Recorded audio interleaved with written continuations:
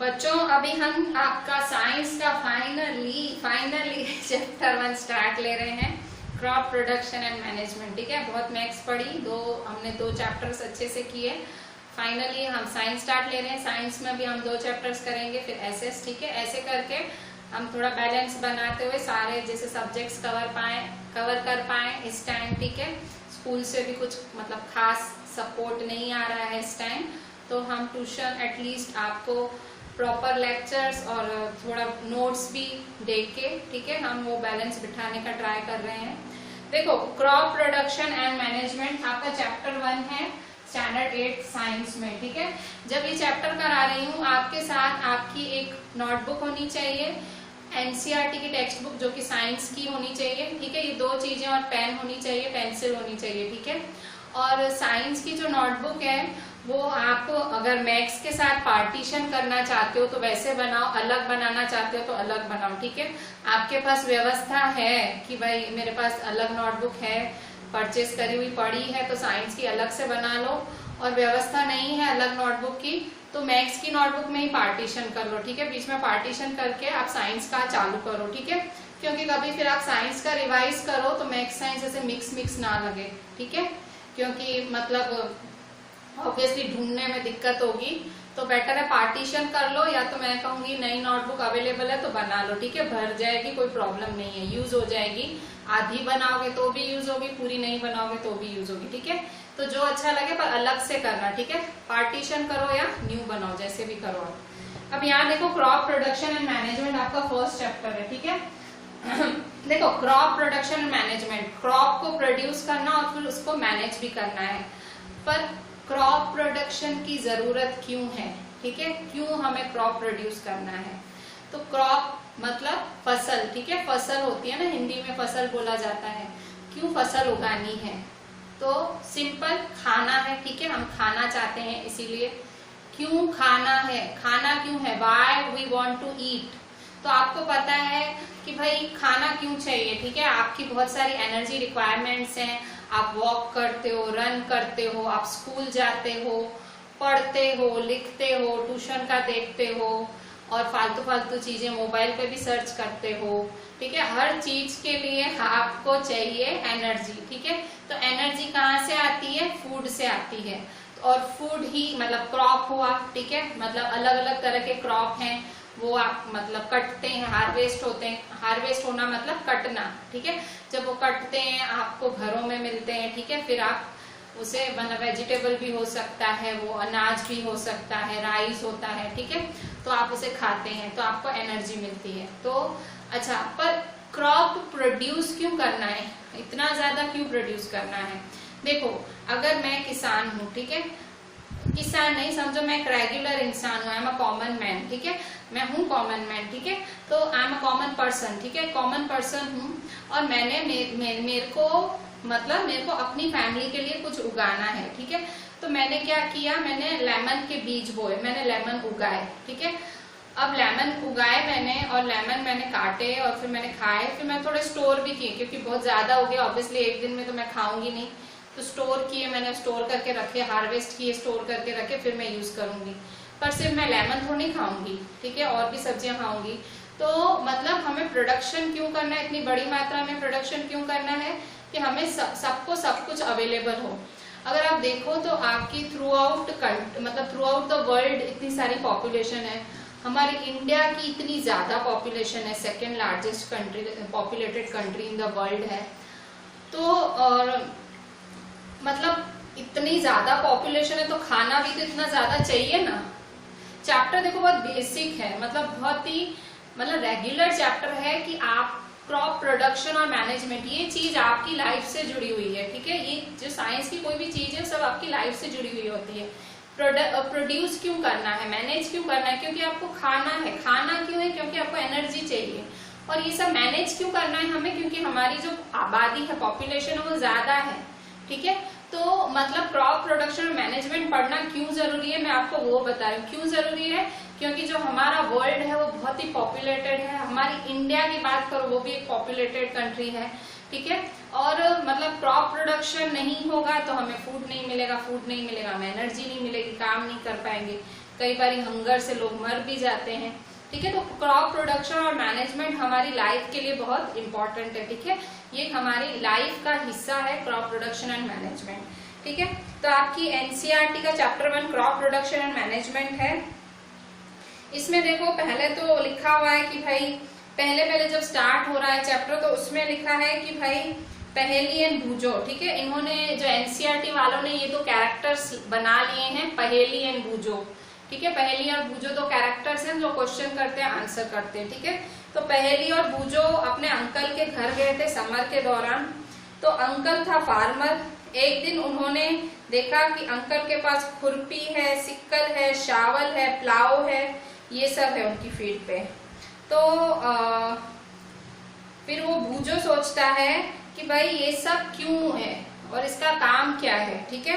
तो फिर बूझो को ध्यान आता क्यों है ये सब, तो फिर एक्सप्लेन नीचे कर रहे हैं कि भाई आपको पता है कि हम सब लिविंग ऑर्गेनिजम्स को फूड चाहिए।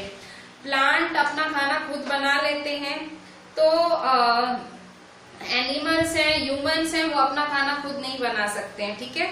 तो वो कहाँ से लाते हैं अपना खाना, तो हमें खाना चाहिए, इतना तो जरूरी है।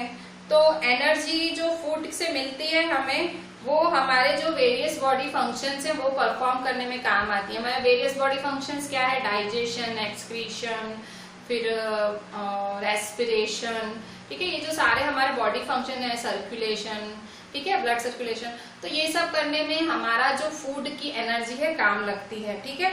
तो in order to provide food for a large, अभी एक पहेली को क्वेश्चन आया, ठीक है, ऊपर पर्पल बॉक्स में पहेली को food has to be produced on a large scale, ठीक है। नीचे बूझो पूछता है कि since we all need foods how can we provide food to a large number of people in our country. Boojho कहता है सबको खाना चाहिए, सबको खाना चाहिए, तो खाना इतना ज्यादा, फूड इतना ज्यादा कंट्री में उगे कैसे, बनाए मतलब उगाए कैसे इतना सारा खाना। तो पहेली आंसर करती है कि खाना बड़े स्केल पे उगाना पड़ेगा, जो फूड है लार्ज स्केल पे उगाना पड़ेगा। In order to provide food for a large scale population, regular production, proper management and distribution is necessary. अब पहेली बोलती है कि अगर फूड लंबे, आपको फूड अगर बहुत बड़ी संख्या के लिए उगाना है, लार्ज पॉपुलेशन के लिए उगाना है, तो आपको उसको रेगुलर प्रोड्यूस करना पड़ेगा, रेगुलर प्रोडक्शन करना पड़ेगा, प्रॉपर मैनेजमेंट करना पड़ेगा, बिल्कुल ढंग से मैनेज करना पड़ेगा, और उसके बाद डिस्ट्रीब्यूशन भी करना पड़ेगा, ठीक है। अगर आपको खाना, आपको फूड कंट्री के हर इंसान तक पहुंचाना है तो 3 काम करने पड़ेंगे। पहला काम रेगुलर प्रोडक्शन, पहले तो रेगुलर उगाना पड़ेगा, रेगुलर प्रोडक्शन। दूसरा प्रॉपर मैनेजमेंट, ढंग से मैनेज भी करना पड़ेगा। तीसरा डिस्ट्रीब्यूशन, ठीक है, सब तक पहुंचे। उगाना है वो तो जरूरी है, मैनेज भी करना है, मतलब खाना बिगड़े नहीं, सड़े नहीं, वो मैनेज भी करना है। क्रॉप प्रोडक्शन करना है, उसे मैनेज करना है, और लास्ट में डिस्ट्रीब्यूट भी करना है, ठीक है। तो देखो अब आगे आते हैं। अब जो मेन चैप्टर है क्रॉप प्रोडक्शन एंड मैनेजमेंट, जो चैप्टर का नाम है, तो सबसे पहले क्रॉप क्या है, क्रॉप, ठीक है। आपकी फर्स्ट डेफिनेशन, डिफाइन क्रॉप।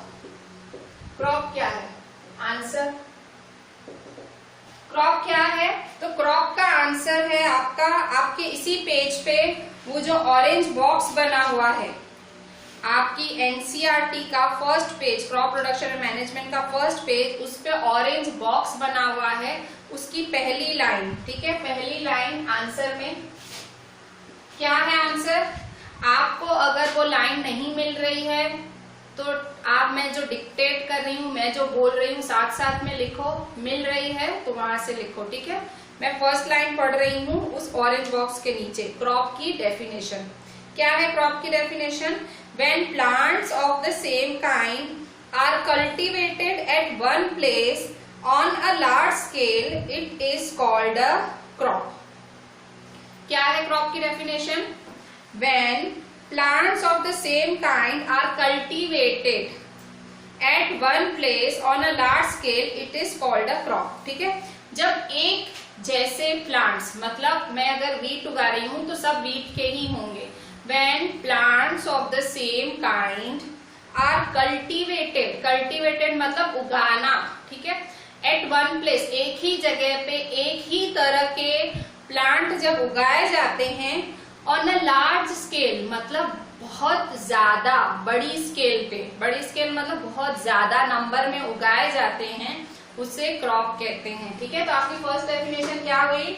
जब एक जैसे प्लांट्स एक ही जगह पे बहुत ज्यादा मात्रा में ऑन अ लार्ज स्केल उगाए जाते हैं, उसे क्रॉप कहते हैं। ठीक है, तो ये हुई आपकी फर्स्ट डेफिनेशन।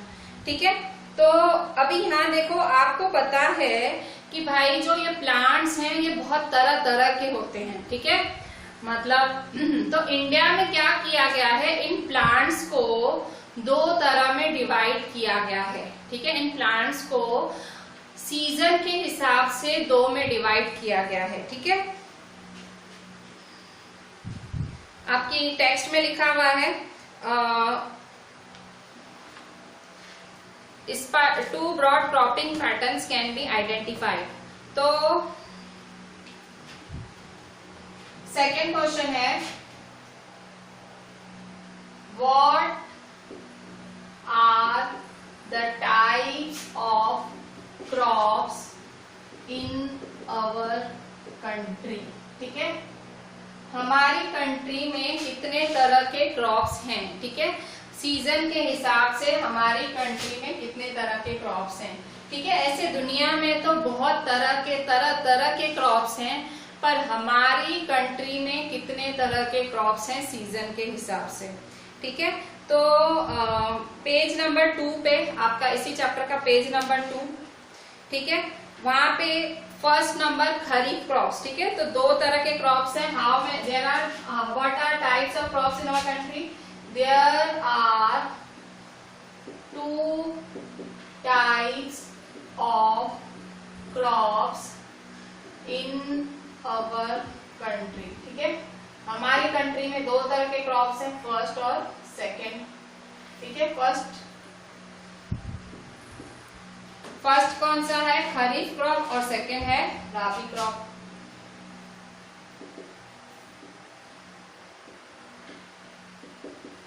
ठीक है, अभी फर्स्ट खरीफ क्रॉप को एक्सप्लेन करोगे। खरीफ क्रॉप क्या है?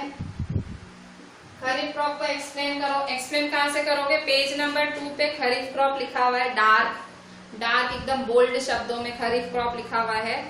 The crops which are sown in the rainy season are called kharif crops. ठीक है, the crops which are sown in the rainy season are called kharif crops. sown मतलब बोए जाते हैं, बीज बोए जाते हैं, उसके लिए SOW वर्ड यूज किया जाता है। बीज को मिट्टी के अंदर दबाया जाता है, बोया जाता है, उसे SOW सो कहा जाता है। तो खरीफ क्रॉप्स में क्या होता है कि इसको खरीफ क्रॉप में जो बीज होते हैं, सीड्स होते हैं, उन्हें रेनी सीजन में सो किया जाता है। ठीक है, SOW, उन्हें रेनी सीजन में उगाने के लिए डाला जाता है। ठीक है, The rainy season in India is generally from June to September. आपको पता है जो इंडिया में रेनी सीजन है, ठीक है, The rainy season in India is from June to September. हमारे इंडिया में जो रेनी सीजन है जून, जुलाई, अगस्त, सितंबर, ये 4 महीने रेनी सीजन के गिने जाते हैं। ठीक है, तो अभी हम जो नेक्स्ट मंथ है हम रेनी सीजन में आ जाएंगे। ठीक है, जून, जुलाई, अगस्त, सितंबर। ठीक है, और उसके एग्जाम्पल्स क्या हैं? Paddy, maize, soybean, groundnut and cotton. ठीक है, ये सारे खरीफ क्रॉप्स हैं। खरीफ क्रॉप के एग्जाम्पल हैं paddy, maize, soybean, groundnut and cotton are kharif crops. ठीक है, paddy, maize, cotton, soybean, groundnut are kharif crops. ठीक है, तो ये सारे खरीफ क्रॉप्स कहलाते हैं। मतलब ये सब आपको लिखना है। ठीक है, अगर वो आपसे 2 टाइप्स ऑफ क्रॉप्स पूछ रहा है तो आपको पहले तो नाम लिखने हैं और बाद में पूरा एक्सप्लेन करना है। तो ये खरीफ क्रॉप का पूरा पैराग्राफ आपको लिखना है। ठीक है, ये सारे आपको एज अ नोट्स तैयार करने हैं, नोट के तरह तैयार करना, क्योंकि आप एनसीईआरटी से पढ़ के, एनसीईआरटी से समझ के ही तैयार कर रहे हो। तो ऐसे होता है, आपकी टीचर एग्जाम में कहीं बाहर से पूछ लेती है, आप नहीं कर पाते हो, तो मैडम वो बाहर से नहीं एक्चुअली अंदर से पूछती है, ठीक है, आपकी एनसीईआरटी के टेक्स्ट बुक के अंदर से ही पूछती है। तो हम ये नोट्स आपके टेक्स्ट में से ही तैयार कर रहे हैं, ठीक है। मैं आपको इस टाइम पे कोई गाइड नहीं फॉलो करने बोल रही हूँ, कुछ नहीं बोल रही हूँ, मैं सिर्फ आपको कह रही हूँ ये नोट्स तैयार करो, अच्छे से तैयार करने हैं, क्वेश्चन लिखना है, अच्छी राइटिंग में आंसर लिखना है। कभी भी बाय चांस एग्जाम होता है, कभी भी स्कूल खुलती है, तो आप ये नोट्स पढ़ लो, आपके लिए बहुत हो जाएगा, ठीक है। अच्छा, अभी यहाँ देखो सेकंड है राबी क्रॉप्स, ठीक है। आपका सेकंड क्या है? राबी क्रॉप, ठीक है, राबी क्रॉप, ठीक है। राबी क्रॉप्स क्या है? Rabi crops the crops grown in the winter season, The crops grown in the winter season bracket में October to March, October to मार्च मतलब अक्टूबर, नवंबर, दिसंबर, जनवरी, फरवरी, मार्च, ठीक है। विंटर सीजन देखो अक्टूबर से मार्च गिनी गई है, ठीक है। अक्टूबर, नवंबर, दिसंबर, जनवरी, फरवरी, मार्च, ये 6 महीने में जब विंटर सीजन में क्रॉप्स उगाए जाते हैं उन्हें राबी क्रॉप्स कहा जाता है। Examples of rabi crops are wheat, gram, pea, mustard and linseed, ठीक है। तो ये सारे आपके राबी क्रॉप्स के एग्जाम्पल्स हैं, ठीक है। तो इसके अलावा, ठीक है, तो ये 2 मेन क्रॉप्स हैं, ठीक है, खरीफ और राबी क्रॉप्स। जो खरीफ क्रॉप्स हैं मोस्टली रेनी सीजन में उगाए जाते हैं, राबी क्रॉप्स हैं वो विंटर सीजन में उगाए जाते हैं। इसके अलावा गर्मियों में भी कुछ क्रॉप्स या कुछ सब्जियां, फ्रूट्स या वेजिटेबल्स उगाए जाते हैं, ठीक है। पल्सेस, कुछ फ्रूट्स, कुछ पल्सेस, कुछ वेजिटेबल्स समर में भी बहुत जगहों पे उगाए जाते हैं, पर मोस्टली बरसातों का टाइम और ठंड का टाइम उगाते हैं। समर में भी काफी सब्जियां और मतलब उगाया जाता है, पर ये तो हमारा मेन क्रॉप्स माने जाते हैं सीजन के हिसाब से, ठीक है। अच्छा, अब हम पेज नंबर 2 पे आगे 1.2 लिखा हुआ है और वो ब्लू में लिखा हुआ है basic practices of crop production, कि क्रॉप प्रोडक्शन का तरीका क्या है। बेसिक प्रैक्टिसेस हमने क्या पढ़ा अभी तक? हमने क्रॉप की डेफिनेशन पढ़ी, फिर हमने कहा कितने तरह के क्रॉप्स हैं इंडिया में। अब हम पढ़ रहे हैं कि क्रॉप प्रोड्यूस किया कैसे जाए, तरीका क्या है क्रॉप प्रोड्यूस करने का, ठीक है। तो basic practices of crop production, अब फिर से वो बूजो है, ठीक है। वो जो बिना बाल वाला लड़का है वो बूजो है और जो चोटी वाली है वो पहेली है, ठीक है। तो बूजो पहेली पूरे जो टेक्स्ट है पूरी एनसीईआरटी में क्वेश्चन आंसर्स करते रहते हैं। तो अब बूजो क्या बोल रहा है? Why paddy cannot be grown in the winter season। अब बूजो क्वेश्चन कर रहा है कि भाई पैडी, तुमने कहा कि भाई पैडी उगाया जाता है रेनी सीजन में, पर वो विंटर सीजन में क्यों नहीं उगा सकते, ऐसा बूजो क्वेश्चन कर रहा है। तो अब पहेली आंसर दे रही है, ठीक है। पहेली बोल रही है paddy requires a lot of water therefore it is grown only in rainy season. वो आंसर क्या दे रही है? पैडी को उगाने में बहुत ज्यादा पानी लगता है और इसीलिए उसे रेनी सीजन में उगाया जाता है, ठीक है। पैडी का मतलब होता है छिलके वाला चावल, ठीक है। जब आप फील्ड्स पे देखते हो चावलों पे छिलके लगे हुए होते हैं, पोतड़े वाले चावल, ठीक है, उन्हें पैडी कहा जाता है। तो उनको बहुत ज्यादा पानी चाहिए होता है और इसीलिए उनको खरीफ क्रॉप्स में रखा गया है। जिनको बहुत ज्यादा पानी चाहिए उनको खरीफ क्रॉप्स बोला गया है, वो रेनी सीजन में उगाए जाते हैं। जिनको कम पानी चाहिए उनको राबी क्रॉप्स कहा गया है और वो विंटर सीजन में उगाए जाते हैं। तो यही आपका तीसरा क्वेश्चन है जो कि बूजो पूछ रहा है। बूजो क्या पूछ रहा है? Why paddy cannot be grown in the winter season, ठीक है। Question 3, Why paddy cannot be sown in the winter season, ठीक है। बूजो पूछ रहा है कि पैडी क्यों नहीं उगा सकते हो तुम विंटर सीजन में। तो नीचे पहेली ने पर्पल बॉक्स में आंसर किया है, वो पर्पल बॉक्स का आंसर आपको लिखना है, ठीक है, ये आंसर यहाँ लिखेंगे पर्पल बॉक्स वाला। मैं रीड करती हूँ फिर से। Paddy requires a lot of water, therefore it is grown only in the rainy season। ठीक है, अच्छा अब हम वापस मुद्दे की बात पे आते हैं, जो ये चैप्टर है। ठीक है, क्रॉप प्रोडक्शन। ठीक है, क्रॉप प्रोड्यूस करने से पहले हमें इसको कल्टीवेट, ठीक है, हमें उगाना पड़ेगा। मतलब पहले बीज तो बोएंगे ना, कल्टीवेशन तो करना पड़ेगा, तैयारी करनी पड़ेगी। तो अभी जो ये क्रॉप कल्टीवेशन का प्रोसेस है, एक फार्मर से बहुत ज्यादा काम कराता है। ठीक है, क्रॉप कल्टीवेट करना कोई बहुत आसान बात नहीं है, उसमें बहुत सारे स्टेप्स लगते हैं। ठीक है, बहुत ज्यादा स्टेप्स एक फार्मर को फॉलो करने पड़ते हैं कल्टीवेशन करने के लिए, क्रॉप प्रोडक्शन करने के लिए, हार्वेस्टिंग करने के लिए। ठीक है, तो जैसे जितना आप समझो, अगर आज आप एक पौधा उगा रहे हो अपने घर पे, ठीक है, समझो आपके फादर, ठीक है, मेरे हस्बैंड को गार्डनिंग का बहुत शौक है। ठीक है, आपके फादर को होगा, हम में से कईयों के घरों में बहुत शौक होता है कईयों को गार्डनिंग करने का, ठीक है, उगाने का। ठीक है, तो मेरे हस्बैंड क्या करते हैं, जब उनको कोई हमारे गार्डन में पौधा उगाना होता है, ठीक है, आप स्टूडेंट्स ने देखा है ना मेरे घर गार्डन, ठीक है, तो वो मेरे हस्बैंड ने किया। ठीक है, सब नहीं पर कुछ कुछ। पर क्या किया था मेरे हस्बैंड ने, मुझे याद है, उन्होंने सबसे पहले एक बाजार गए और बहुत अच्छी क्वालिटी का सीड लाए। ठीक है, बीज बहुत अच्छी क्वालिटी का लाए। वो उन्होंने मतलब सबसे पहले सबसे पहले उन्होंने जो हमारे गार्डन की मिट्टी थी ना, सबसे पहले मैंने क्या किया, जो सबसे पहले ये 3 क्वेश्चंस लिख दिए। ठीक है, 3 क्वेश्चंस लिख के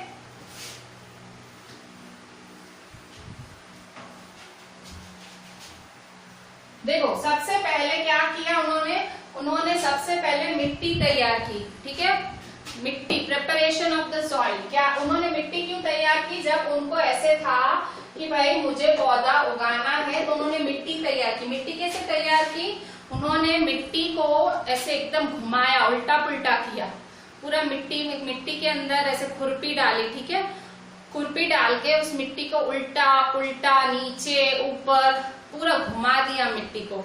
तो मैंने पूछा आप ऐसा क्यों कर रहे हो, तो उन्होंने कहा मिट्टी को सांस चाहिए। ठीक है, मिट्टी को एयर चाहिए। ठीक है भाई, मिट्टी को भी अंदर ताजगी चाहिए, इसीलिए मैं खुदाई कर रहा हूँ। ठीक है, मिट्टी को पहले आपको प्रिपेयर करना पड़ता है, सॉइल को तैयार करना पड़ता है बीज डालने से पहले। आपको पता है कि जो भी प्लांट आपने बचपन से पढ़ रहे हो, प्लांट का मेन हिस्सा मिट्टी के अंदर होता है। ठीक है, प्लांट का जो मेन हिस्सा मिट्टी के अंदर होता है, दैट आर रूट्स। ठीक है, तो रूट्स को भी श्वास चाहिए, पेनिट्रेशन चाहिए, वो मिट्टी के अंदर तक जाना चाहते हैं। ठीक है, प्लांट्स को मिट्टी के अंदर तक क्यों जाना है, तो आपको पता है जो डेड प्लांट्स और एनिमल्स होते हैं, जो प्लांट्स और एनिमल्स होते हैं वो मर जाते हैं, तो हम प्लांट्स एनिमल्स का कोई अंतिम संस्कार नहीं करने जाते, वो मिट्टी के अंदर ही मिक्स हो जाते हैं। ठीक है, तो वो जो मिट्टी के अंदर मिक्स होते हैं ना, तो सारे उनके जो शरीर के पोषण है वो मिट्टी में आ जाते हैं, और डीप डाउन द अर्थ वो सारे एनग्रेव हो जाते हैं। ठीक है, तो जब भी क्रॉप प्रोड्यूस करना होता है, तो पहले तो मिट्टी को ऊपर नीचे करना पड़ता है सारा। ठीक है, उसको टिलिंग बोलते हैं, टिलिंग। ठीक है, टिल करना पड़ता है मिट्टी को। ठीक है, टिलिंग करना पड़ता है, मिट्टी की पूरी खुदाई करनी पड़ती है। क्यों ऊपर नीचे करते हैं हम मिट्टी की, जो मिट्टी के नीचे वाले पोषण है वो ऊपर है, क्योंकि प्लांट तो ऊपर से ही पोषण लेगा ना मिट्टी के ऊपर से, तो हम पूरा मिट्टी को ऊपर नीचे करते हैं। एक तो उसको श्वास भी मिले, एयर मिले, मिट्टी को एयर नहीं, मतलब श्वास नहीं, श्वास तो हमारे पास होती, मतलब मिट्टी को एयर मिले। ठीक है, और दूसरा उसमें जो पोषण है जो मिट्टी के अंदर दबा हुआ है वो ऊपर है प्लांट के लिए। ठीक है, तो सबसे पहले प्रिपरेशन किया। ठीक है, टिल करके या प्लाव करके। ठीक है, प्लाव करना क्या होता है, प्लाव करना वही होता है। ठीक है, वो आप देखते हो फार्मर्स वो जो होते हैं बुलक, ठीक है, वो जो ऑक्स होता है, बड़द होता है, उसको कैसे से घुमाते हैं, इस तरह से पूरा वो फील्ड पे घुमाते हैं। तो वो मिट्टी को तो इधर उधर नहीं करता है, पर आजकल बहुत ही हाई टेक्नोलॉजी वाले निकले हैं, कुछ कल्टीवेटर्स निकले हैं जिनसे मिट्टी ऊपर नीचे आराम से हो जाती है। ठीक है, अच्छा, इसके बाद फिर मेरे हस्बैंड ने क्या किया, उन्होंने मिट्टी को ऊपर नीचे किया, फिर सो किया, सेकेंड क्या किया, सोइंग की। ठीक है, सोइंग का मतलब वो बाजार गए और मार्केट से एक हाई क्वालिटी सीड लाए, अच्छी क्वालिटी वाला सीड, जैसा तैसा नहीं। इसीलिए नहीं कि हमारे पास बहुत ज्यादा पैसा है, इसीलिए नहीं, पर इसीलिए क्योंकि हाई क्वालिटी सीड होगा तो प्लांट अच्छा उगेगा। ठीक है, और अगर अच्छा सीड नहीं होगा तो मेरा प्लांट अच्छा नहीं उगेगा। ठीक है, ये चीज आप एक्सपेरिमेंट करके देख सकते हो। अगर आपके पास अच्छी क्वालिटी का बीज है, आप पानी में डुबो, ठीक है, तो अच्छी क्वालिटी का होगा वो नीचे डूब जाएगा क्योंकि उसमें भारीपन होगा, और सीड जो खराब क्वालिटी का होगा वो ऊपर ही तैरता रहेगा पानी में। ठीक है, जो सीड अंदर जा भी नहीं सकता है, उसमें से पौधा कहाँ से अच्छा उगेगा। तो सबसे जरूरी चीज है हाई क्वालिटी सीड। ठीक है, अच्छी क्वालिटी का सीड। ठीक है, ठीक है, वो अच्छी क्वालिटी का सीड लाए और उन्होंने वो सीड बोया। ठीक है, सोइंग किया उसको। ठीक है, इसके बाद फिर उन्होंने क्या किया, तीसरा काम क्या किया, अब यहाँ काम नहीं खत्म हुआ, सीड जो डाल के फिर उन्होंने कहा खाद दूं, मिट्टी को खाद का मतलब एडिशनल पोषण दूं मेरी मिट्टी को। ठीक है, उन्होंने फिर क्या किया, मैन्योर और फर्टिलाइजर्स ऐड किए। ठीक है, तीसरा स्टेप क्या किया, ऐड मैन्योर एंड फर्टिलाइजर्स। ठीक है, उन्होंने क्या किया, जो मैन्योर्स थे और फर्टिलाइजर्स थे वो ऐड किए मिट्टी में। क्यों, ताकि मिट्टी को पोषण मिले। ठीक है, मिट्टी को पोषण मिलता रहे और वही जल्दी अच्छे से अच्छा प्लांट ग्रो करे। ठीक है, और इसके बाद ठीक है, इसके बाद उन्होंने क्या किया, उन्होंने प्रोटेक्शन फ्रॉम वीड्स। ठीक है, उन्होंने प्लांट्स को वीड्स से प्रोटेक्ट कराया, प्रोटेक्शन फ्रॉम वीड्स। वीड्स क्या होते हैं, वीड्स होते हैं अनवांटेड प्लांट्स। अनवांटेड प्लांट्स मतलब जिनका आपने जो चीज उगाई है उससे कुछ लेना देना नहीं है, वो ऐसे ही उग जाते हैं और उगने के बाद वो आपके प्लांट का पोषण, उसकी सनलाइट सब उससे छीन लेते हैं और इसलिए आपके प्लांट को नुकसान होता है। तो सबसे फिर मतलब जो फालतू प्लांट्स उग रहे थे आजू बाजू, उन्होंने फिर उसको तोड़ा। प्रोटेक्शन फ्रॉम वीड्स, उन्होंने क्या किया, वीड्स से हमारे जो गार्डन है, हमारा जो प्लांट है उसमें से वीड्स को प्रोटेक्ट किया। नेक्स्ट वाला फिर उन्होंने हार्वेस्ट किया। ठीक है, हार्वेस्टिंग मतलब फाइनली जब अच्छे से प्लांट उग गया, उन्होंने काट दिया। टाइम पे काटना भी जरूरी है। जब पक गया हमारा प्लांट, भाई समझो नींबू का प्लांट उगाया था, नींबू उगाया, उन्होंने टाइम पे उसे काट भी दिया। ठीक है, वरना वो अच्छा नहीं होता है, मतलब टाइम से काट देना पड़ता है।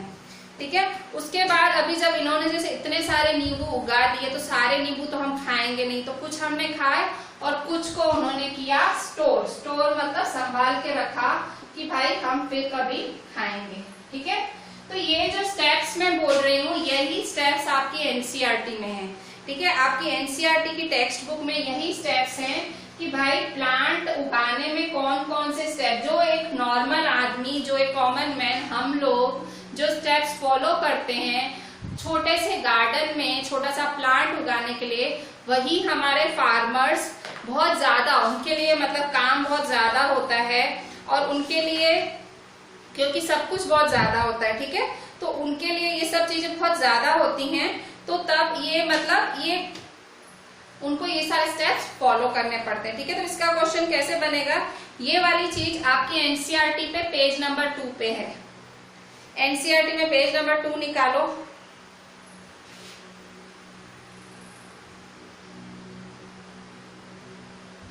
और क्वेश्चन लिखो page number 2, what are the agricultural practices. Next question लिखो। ये मैंने आपको समझाने के लिए लिखा था, भले कॉपी ना मारे।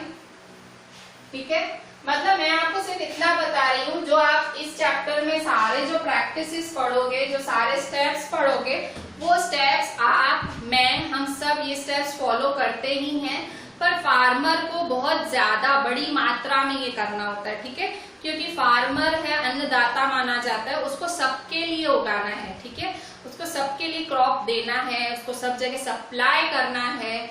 और हम लोग अपने लिए करते हैं छोटे से गार्डन में, तो जो ये 6-7 स्टेप्स हम करते हैं वो फार्मर भी वही करता है, पर क्योंकि उसको इतनी बड़ी स्केल पे, इतनी बड़ी जमीन पे, एकर्स की जमीन पे ये सब उगाना पड़ता है, तो उसके लिए उसको मशीनें भी चाहिए, हाईटेक चाहिए, ठीक है।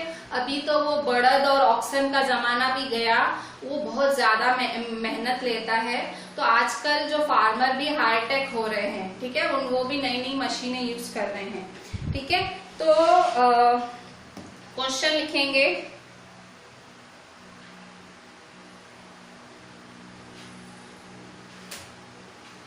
What are the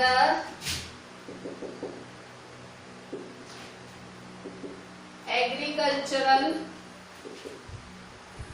activities, what are the agricultural practices, ठीक है, practices, agricultural practices to be followed during for crop production and management। Question क्या है, what are the agricultural practices या steps, ठीक है। क्वेश्चन है कि हमें क्या क्या करना पड़ता है, कौन से स्टेप्स करने पड़ते हैं क्रॉप को प्रोड्यूस करने और उनको मैनेज करने के लिए। तो आपके एनसीईआरटी पे पेज 2 में राइट साइड पे 1 2 3 4 5 6 7 7 नाम लिखे हुए हैं, रोमन शब्दों में वो लिखने हैं आपको। आंसर ऐसे 1 2 सातों के नाम लिख दो, ठीक है। क्या है सात नाम? पहला है प्रिपरेशन ऑफ सॉइल, जो मैंने आपको बताया थी, जो हम हमारे छोटे से गार्डन में करते हैं, वो फार्मर अपनी फील्ड पे भी प्रिपरेशन ऑफ सॉइल, पहले मिट्टी को तैयार करना पड़ता है। दूसरा सोइंग, SOWING, सोइंग मतलब बीज का उगाना, मतलब बीज का बोना, ठीक है, अच्छे बीज का बोना। तीसरा step adding manures and fertilizers, उसमें खाद डालना, ठीक है, मिट्टी में खाद डालना। फोर्थ इरिगेशन प्रोसेस मैंने मिस कर दिया। इरिगेशन में क्या होता है, इरिगेशन में मतलब सारे प्लांट्स को ड्रॉप बाय ड्रॉप अच्छे से पानी देना, ठीक है, ऑब्वियसली पानी भी देना पड़ेगा, मैंने वो वाला स्टेप मिस कर दिया, ठीक है। फोर्थ नंबर इरिगेशन भी लिखना है, ठीक है। इरिगेशन एक टेक्निक है जिससे प्लांट्स को ड्रॉप बाय ड्रॉप पानी मिलता है, अच्छे से पानी मिलता है। फिफ्थ प्रोटेक्टिंग फ्रॉम वीड्स, ठीक है, अनवांटेड प्लांट्स वीड से प्रोटेक्ट करो। सिक्स्थ हार्वेस्टिंग, कटाई करो, काटो टाइम से। और सेवंथ है स्टोरेज, ठीक है, उसको अच्छे से स्टोर करो, ठीक है। तो अगर आप प्लांट्स उगाना चाहते हो या हमारे फार्मर्स कौन से स्टेप्स या कौन सी एग्रीकल्चरल प्रैक्टिसेस, खेती से जुड़ी हुई कौन सी चीजें करते हैं जो क्रॉप प्रोड्यूस में या क्रॉप मैनेज में काम आती हैं, ये 7 चीजें, ठीक है। पेज नंबर 2 पे रोमन में 1 to 7 जो नाम पड़े वो यहाँ लिखने हैं आपको, ठीक है। आप बड़े बच्चे हो, अब एक एक चीज लिखने जाऊंगी तो चैप्टर ऐसे ही पूरा हो जाएगा, ठीक है। तो प्लीज थोड़ा सा पॉज करके रिवाइंड करके मैनेज कर लो, ठीक है, क्योंकि आपको ऑनलाइन पढ़ाना अच्छी मतलब इजी है, पर ऑनलाइन नोट्स भी देना वो थोड़ा डिफिकल्ट है। तो थोड़ा आपके बड़े बच्चे हो, थोड़ी इतनी बुद्धि लगाना, थोड़ा पॉज करके रिवाइंड करके, बहुत इजी है, 6th वाले भी कर रहे हैं। 6th स्टैंडर्ड में साइंस के 2 चैप्टर्स ऐसे ही चले और वो अच्छे से नोट्स बना के भेजते हैं मेरे को रोज व्हाट्सएप, एकदम परफेक्टली करते हैं, बहुत अच्छे से करते हैं 6th वाले।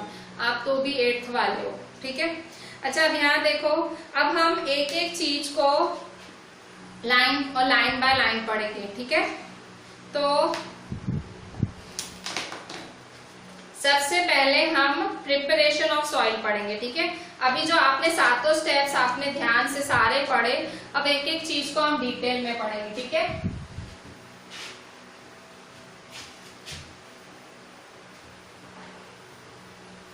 सबसे पहला question,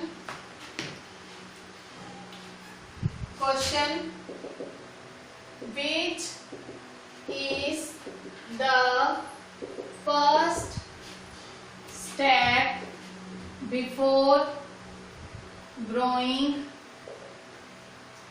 a crop? Which is the first step before growing a crop? ठीक है, which is the first step before growing a crop? ठीक है, सबसे पहला स्टेप क्या है? फसल उगाने से पहले सबसे पहला स्टेप क्या है? तो क्या है सबसे पहला step? Preparation of soil. Crop उगाने से पहले, ठीक है, जो आप क्रॉप उगाते हो, जो फसल उगाते हो, उससे पहले सबसे पहला स्टेप क्या है? The first step is preparation of soil. ठीक है, the first step before growing a crop is preparation of soil। ठीक है, सॉइल को प्रिपेयर करना हमारा फर्स्ट स्टेप है। अब उसको एक्सप्लेन करना पड़ेगा, कह रहा है एक्सप्लेन इट। ठीक है, एक्सप्लेन इट, उसको एक्सप्लेन भी करना है तो एक्सप्लेन करो। ठीक है, प्रिपरेशन ऑफ क्रॉप में क्या करना पड़ता है? प्रिपरेशन ऑफ सॉइल में तो हेडिंग डालो प्रिपरेशन ऑफ सॉइल। ठीक है, प्रिपरेशन ऑफ सॉइल। ठीक है, सॉइल प्रिपेयर करने के लिए क्या करना पड़ता है? सॉइल प्रिपेयर करने के लिए पहला स्टेप कि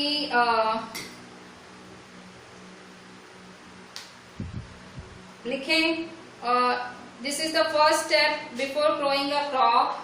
ठीक है, this is the first step before growing a crop। ठीक है, प्रिपरेशन ऑफ सॉइल सबसे पहला स्टेप है क्रॉप ग्रो करने का।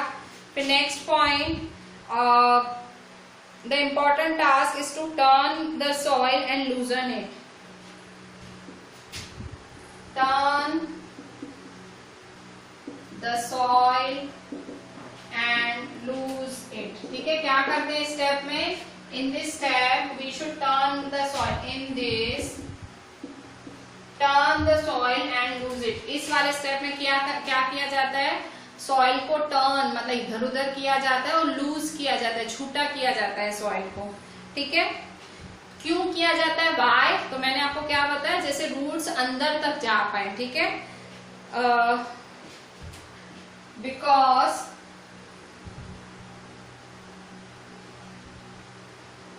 soil is turned and loosed। ठीक है, in this soil is turned and loosened। ठीक है, soil को टर्न किया जाता है और लूज किया जाता है।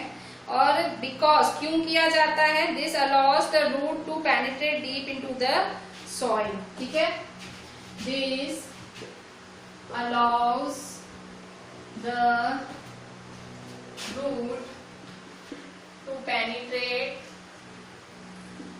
deep into the soil। जब आप ऐसे सॉइल को टर्न करते हो, लूज करते हो, तो उसकी वजह से जो जड़ें हैं मिट्टी में अंदर तक जा पाती हैं। ठीक है, तो इसके अलावा the loosed soil allows the roots to breathe easily even when they go. फिर नेक्स्ट है the loosening soil helps in the growth of earthworms and microbes. ठीक है, also this helps in the growth of earthworms and microbes। अच्छा, earthworm और microbes देखो, जब हम इस तरह से करते हैं, ऐसे सॉइल को ऊपर नीचे करते हैं, तो आपको पता है मिट्टी के अंदर बहुत सारे कीड़े भी होते हैं। ठीक है, अर्थवर्म, माइक्रोब्स। तो ये अर्थवर्म और माइक्रोब्स है ना, उनको भी जगह मिलती है घूमने की।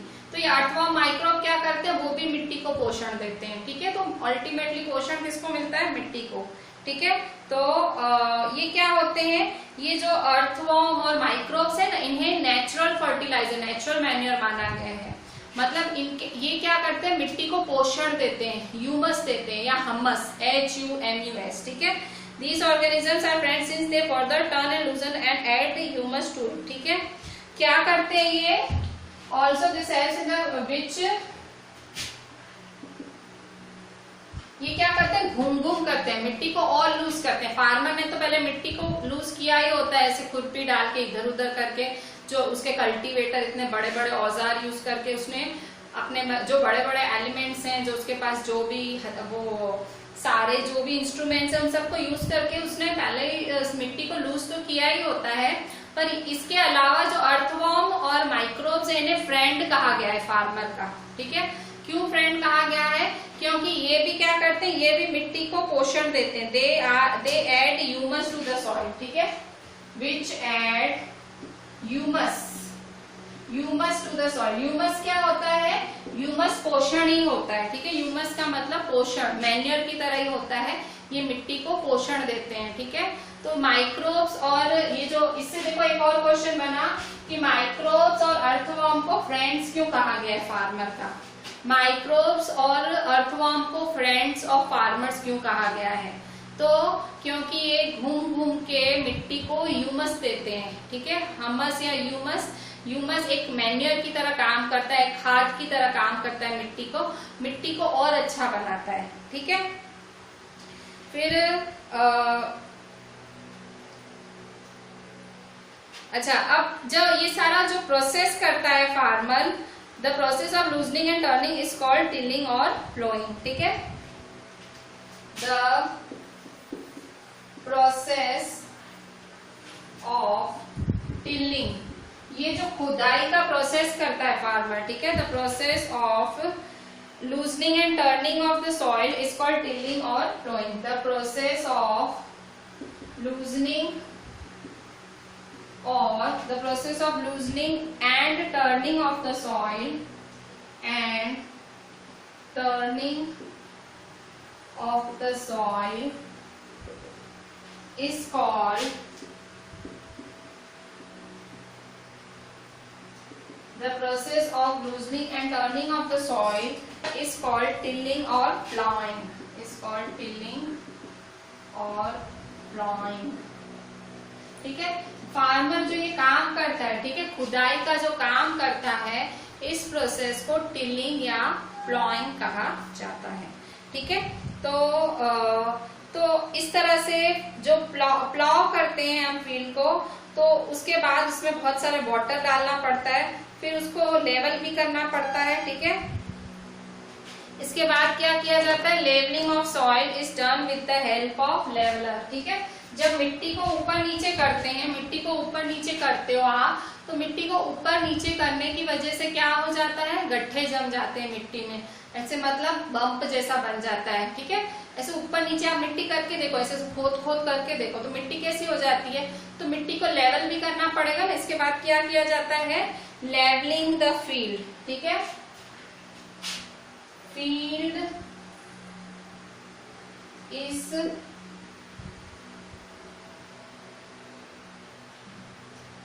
leveling of the field is done after this। ठीक है, इसके बाद मिट्टी को लेवल किया जाता है। ठीक है, लेवलिंग क्यों किया जाता है? इसलिए लेवलिंग किया जाता है कि भाई जब आप उसके अंदर बीज डालो, सोइंग के लिए जब सीड डालो, तो उसको अच्छे से वो अंदर तक जा पाए, और फिर आप उसको जब मैन्योर करो तो मतलब इसमें उसका, अच्छा इसके पहले वो भी लिख दो।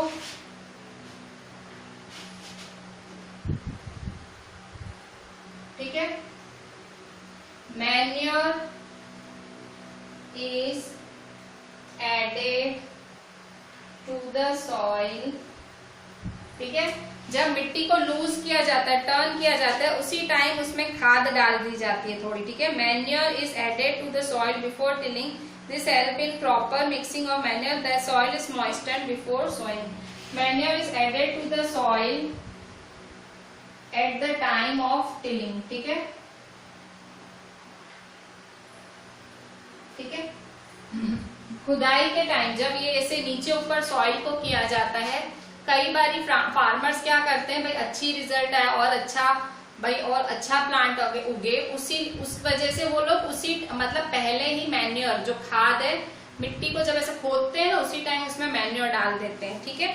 और इसके बाद सॉइल को मॉइस्टन किया जाता है, सॉइल को गीला करके फिर उसमें बीज बोया जाता है। फिर लास्ट, ठीक है, एक स्टेप यहाँ लिखती हूँ, ये यहाँ, ठीक है। The soil is moistened before sowing, ठीक है। सॉइल को गीला किया जाता है, ठीक है, अच्छे से पानी डाला जाता है और फिर उसमें बीज डाला जाता है। तो देखो प्रिपरेशन ऑफ सॉइल आपका पहला स्टेप है। सॉइल को प्रिपेयर करना कोई छोटा मोटा स्टेप नहीं है, देखो कितना कुछ हो रहा है। प्रिपरेशन ऑफ सॉइल कैसे होगा? This is the first step before growing a crop. आपको जब फसल उगानी है सबसे पहला स्टेप यही करोगे, preparation of soil. In this, soil is turned and loosened because this allows the root to penetrate deep into the soil. इसमें सॉइल को ऐसे घुमा घुमा के नीचे ऊपर किया जाता है। क्योंकि इसमें अच्छे मतलब जो रूट्स हैं वो नीचे तक, जड़ें हैं नीचे तक जा पाए, जब भी क्रॉप उगेगा तो जड़ें नीचे तक जा पाए। और दूसरा, also this helps in the growth of earthworm and microbes which add humus to the soil or humus to the soil. इससे क्या होता है, ये जो है पोषण देता है मिट्टी को। क्योंकि अर्थवॉर्म भी, कीड़े जो हैं, कीड़े भी मिट्टी के अंदर ही पनपते हैं, तो उनको स्पेस मिलती है घूमने की, तो मिट्टी को पोषण देते हैं, हम्मस देते हैं। हम्मस का मतलब नेचुरल मैन्योर। नेचुरल मैन्योर मतलब, हम्मस मतलब नेचुरल मैन्योर। जब जीव जंतु प्राणी जानवर सब मर जाते हैं तो नीचे सॉइल के अंदर एक न्यूट्रिएंट बन के होते हैं, उन्हें हम्मस कहा जाता है।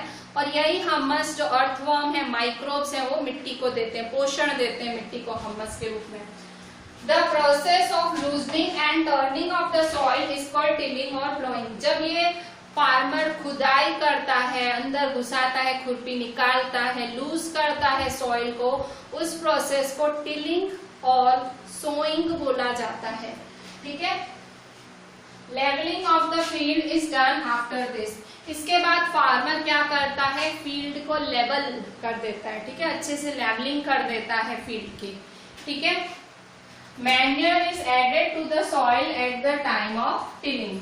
फिर इसके बाद खाद भी फार्मर क्या करता है, कई बार भाई और अच्छी फसल उगे तो वो मैन्योर डाल देता है, टिलिंग के टाइम, खुदाई के टाइम मैन्योर ऐड कर देता है, ठीक है। The soil is moistened before sowing. और सबसे लास्ट स्टेप, जब बीज डालने ही वाले होते हैं उससे पहले मिट्टी को गीला करा जाता है ताकि बीज डालें, ठीक है, बीज को जगह मिले अच्छे से, गीली मिट्टी में अच्छे से सेट होगा बीज, तो इसलिए उससे पहले मिट्टी को पहले क्या किया जाता है, मॉइस्ट मतलब गीला किया जाता है, ठीक है। तो ये सारे स्टेप्स आपको फॉलो करने पड़ेंगे अगर आपको क्रॉप उगाना है। क्रॉप उगाने का सबसे पहला स्टेप है प्रिपरेशन ऑफ सॉइल, ठीक है। ये सारी चीजें आज जितनी भी आपको मैंने क्वेश्चंस बोर्ड पे लिखा है या मैंने अभी लिखा, सारे क्वेश्चंस आपको लाइन से क्वेश्चन आंसर्स के रूप में लिख के मुझे व्हाट्सएप करने हैं। हो सके तो साथ साथ में इनको याद भी करते जाओ, तो स्कूल जब खुले तो आपको कोई प्रॉब्लम ना हो, ठीक है। चलें, थैंक यू।